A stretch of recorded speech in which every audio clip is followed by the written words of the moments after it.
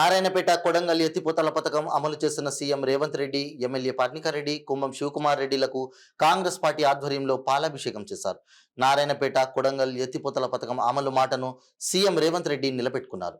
తెలంగాణ ముఖ్యమంత్రి రేవంత్ రెడ్డి విడుదల చేసినటువంటి జీవో నంబర్ 14 ద్వారా గతంలో 69 జీవోను అమలు చేస్తూ 2495 కోట్ల రూపాయల బడ్జెట్ను విడుదల చేసినట్లు నారాయణపేట పట్టణ మండల కాంగ్రెస్ పార్టీ అధ్యక్షులు ఎండి సలీం శివారెడ్డిల ఆధ్వర్యంలో నారాయణపేట జిల్లా కేంద్రంలోని నర్సిరెడ్డి చౌరస్తాలో సీఎం రేవంత్ రెడ్డి, ఎమ్మెల్యే పర్ణికారెడ్డి, మాజీ డీసీసీ అధ్యక్షులు కుంభం శివకుమార్ రెడ్డిల చిత్రపటాలకు, మాజీ ఎమ్మెల్యే చిట్టం నర్సిరెడ్డి విగ్రహానికి పాలాభిషేకం చేశారు.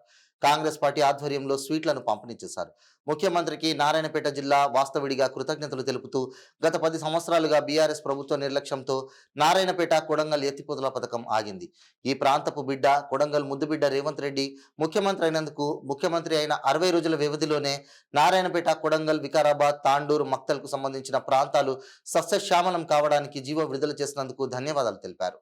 ఈ కార్యక్రమంలో బ్లాక్ కాంగ్రెస్ అధ్యక్షులు జి సుధాకర్, మాజీ మార్కెట్ కమిటీ చైర్మన్ బండి వేణుగోపాల్, కిసాన్ సెల్ జిల్లా అధ్యక్షుడు ఎంజే గౌస్, గౌన్సిల్ మహేష్, కోనంగిరి హనుమంతు, జిల్లా గౌడ సంఘం అధ్యక్షులు మనోహర్ ప్రసాద్ గౌడ్, పార్టీ కార్యకర్తలు తదితరులు పాల్గొన్నారు.